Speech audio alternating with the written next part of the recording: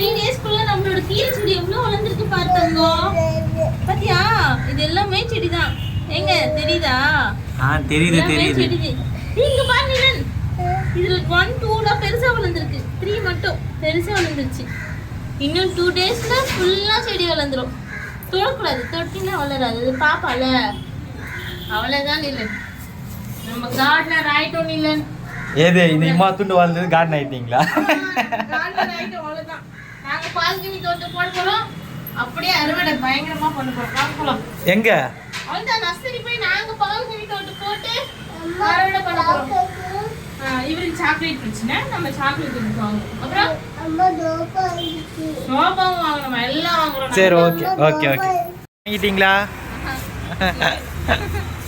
லட்சுமி போதுமா மேடம் வாங்கின செடி எல்லாம்? வரேன்